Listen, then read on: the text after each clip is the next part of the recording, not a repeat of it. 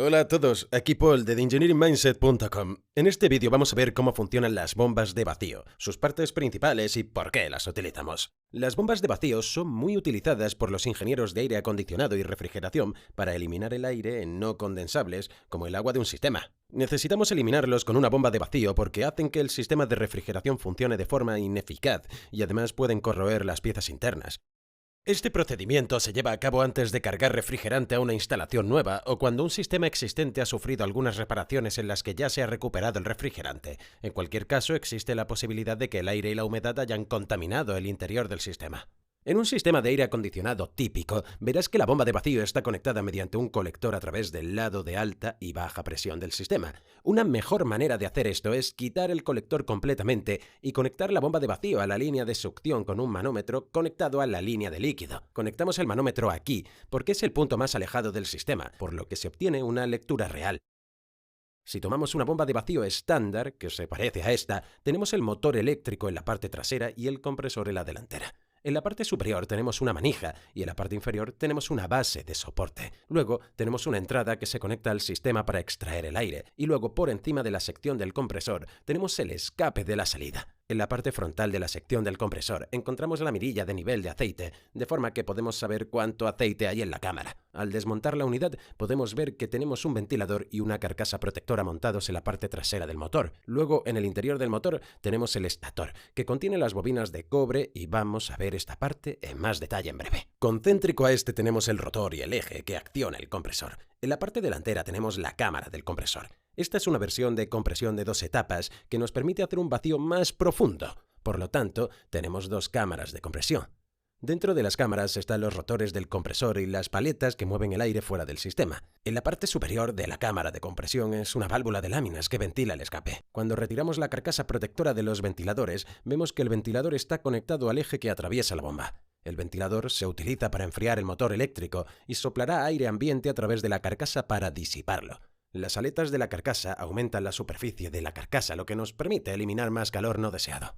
Dentro del motor tenemos el estator, que está formado por bobinas de cobre. Cuando una corriente eléctrica fluye a través de las bobinas de cobre, se genera un campo magnético. Este campo magnético afecta al rotor y lo obliga a girar.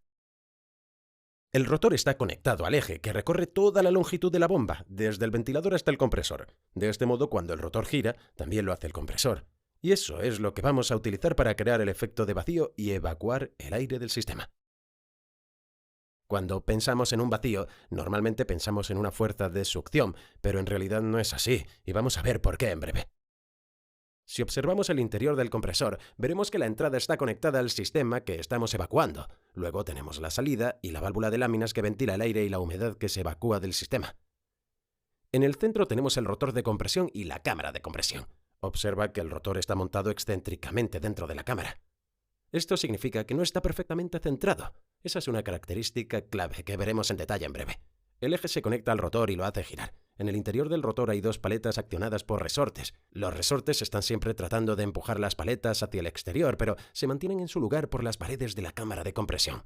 Por lo tanto, las puntas de las paletas están siempre en contacto con la pared y tiene una fina capa de aceite que ayuda a formar un sello entre los dos. Cuando el rotor gira, los resortes siguen empujando las paletas hacia afuera, por lo que las paletas seguirán el contorno de la cámara de compresión. Cuando la bomba arranca, el rotor se mueve a través de la entrada y deja al descubierto una zona dentro de la cámara de compresión.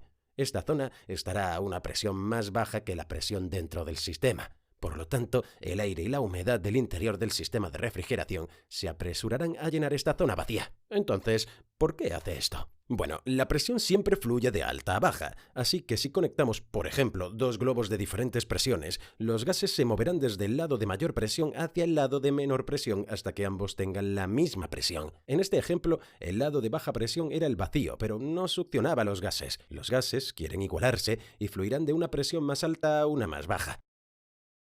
Por lo tanto, utilizamos una bomba de vacío para crear una región de menor presión, de modo que los gases no deseados dentro de un sistema de refrigeración se apresuren a salir del sistema para tratar de llenar esta región de menor presión.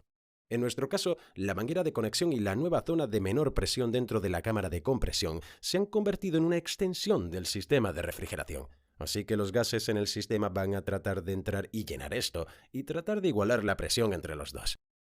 Pero en realidad es una trampa, porque a medida que el rotor sigue girando, la segunda aleta barre y atrapa ese volumen de gas en la cámara entre las dos paletas.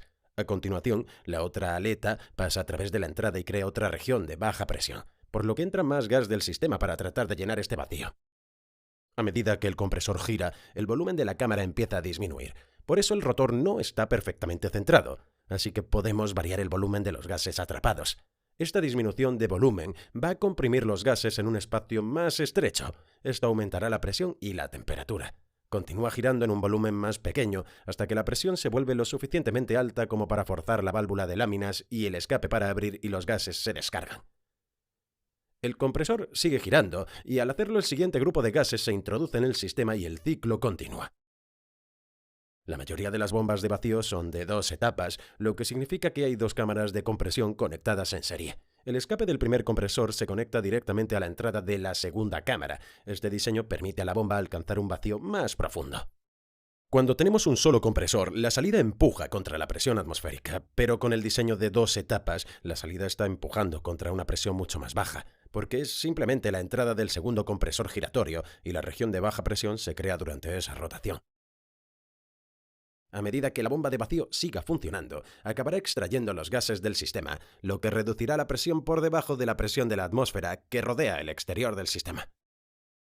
Y a medida que la presión se reduce, cualquier humedad en el sistema será más fácil de hervir y evaporar. Podemos añadir un poco de calor con una lámpara de calor o una pistola de calor para ayudar a que se vaporice y así poder extraerlo del sistema.